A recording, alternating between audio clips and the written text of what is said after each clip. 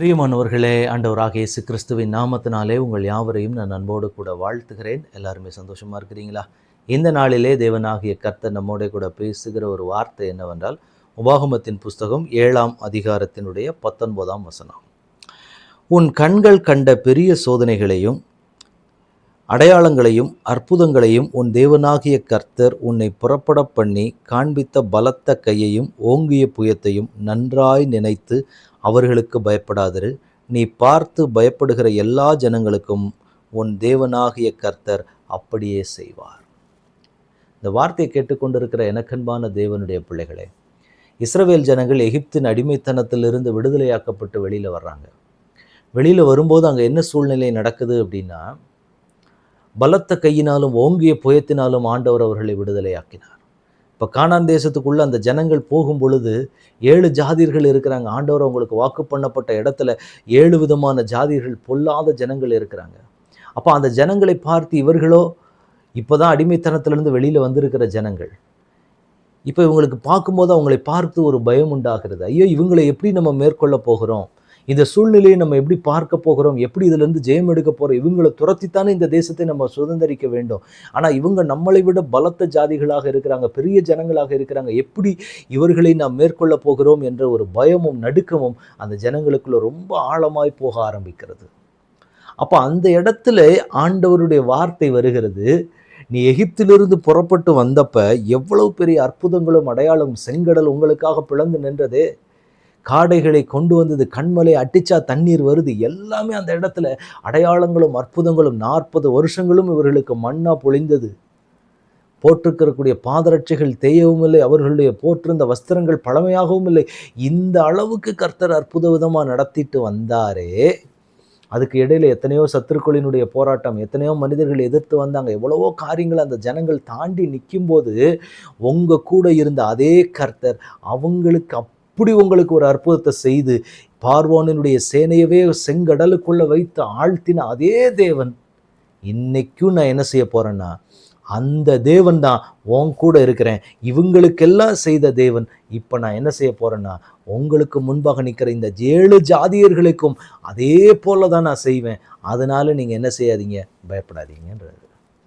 போய் உங்கள் வாழ்க்கையில் எவ்வளோ அற்புதம் செஞ்சுருக்கிறாரு இப்போ வரைக்குமே. ஸ்டில் கொஞ்சம் யோசிச்சு பாருங்க பார்ப்போம்.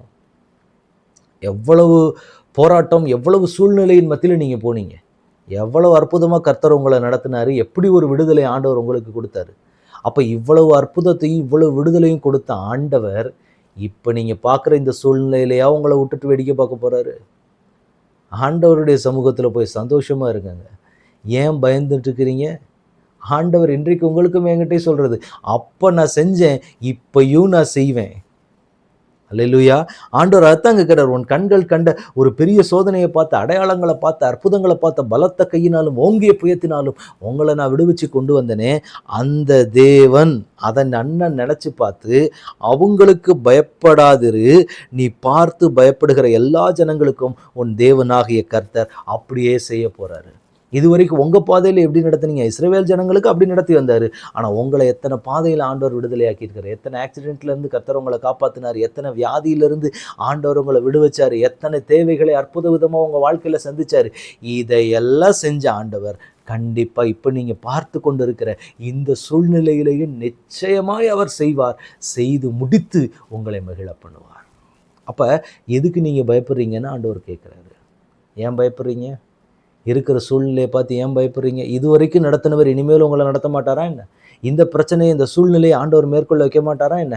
எவ்வளவு அற்புதமாக கர்த்தர் அந்த ஜனங்களை நடத்தி கொண்டு வந்தேன். அந்த ஜனங்களுக்கு ஆண்டவர் ஒரு மோட்டிவேஷன் கொடுக்குறாரு. அப்போயெல்லாம் நான் உன்னை நடத்தினேனே, இப்போ நடத்தாமல் விட்டுருவேனா?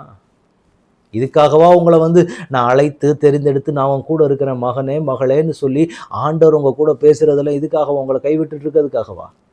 இல்லையே. ஆண்டவர் உங்களை நடத்த போகிறாரு. நீங்கள் ஆண்டவருடைய நடத்துதலை உங்கள் வாழ்க்கையில் பிரத்யட்சமாக பார்க்க போகிறீங்க. அதை ஆண்டவர் இன்றைக்கு உங்களுக்கு தீர்க்க தரிசனமாக சொல்கிறாரு. இந்த சூழ்நிலையும் தேவன் அனுமதித்திருக்கிற பாதை தான். அதனால அந்த பாதையில் நீங்கள் சந்தோஷமாக போக போகிறீங்க. எத்தனை சத்துருக்கள் விரோதமாக எழும்பினாலும், இதற்கு முன்பாக நீங்கள் பார்த்த போராட்டங்களை எப்படி கர்த்தர் உங்கள் கூட இருந்து வழி நடத்தினாரோ அதை விட அதிகமாக இந்த நாளிலே கர்த்தர் உங்கள் கூட இருந்து இந்த சூழ்நிலையும் கர்த்தர் நொறுங்க பண்ணுவார். தடைகள் உடையும், சூழ்நிலைகள் மாறும், எல்லாவற்றையும் கர்த்தர் தலைகளாய் புரட்டி போட்டு உங்களை நடத்துவார். ஆண்டவர் அப்படிப்பட்ட ஒரு வல்லமை உள்ள ஒரு தேவன். அப்படிப்பட்ட ஒரு தேவனை தான் இன்றைக்கு நீங்களும் நானும் ஆராதித்து கொண்டிருக்கிறோம்.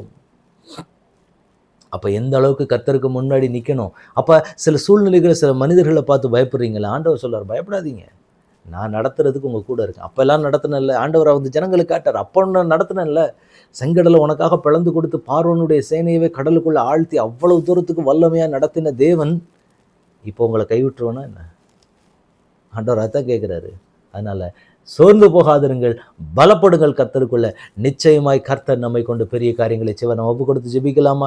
தகப்பனே, உம்முடைய கரத்தில் ஒப்பு கொடுக்குறோம். இம்மட்டும் எங்களை நடத்தினவர், நீர் இனிமேலும் நடத்த வல்லவர்.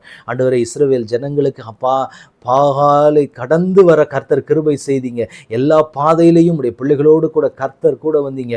பார்வோனுடைய சேனையை கர்த்தர் முறியடித்து நொறுக்கி கர்த்தர் ஒன்றுமில்லாமல் பண்ணி அந்த ஜனங்களை நடத்தி வந்தீர். அதே மாதிரி அவங்க அடுத்த சூழ்நிலையை பார்க்கும்போது பயந்தப்ப கர்த்தர் சொன்னீங்களே, அப்பொழுது நான் கிரியை செய்தேன், இப்பொழுதும் செய்வேன் என்று. அதே போல தான் இன்றைக்கு எங்கள் வாழ்க்கையிலையும் என் தேவன் நீர் அப்படி செய்ய போகிற மேலான கிருபை, இரக்கம், தயவுகளுக்காக உமக்கு நன்றின்னு சொல்லி உம்மை துதிக்கணும். ஆண்டவரே, எல்லா தடைகளையும் கர்த்தர் உடைக்க போறீங்க, எல்லா சூழ்நிலைகளையும் கர்த்தர் மாற்ற போறீங்க.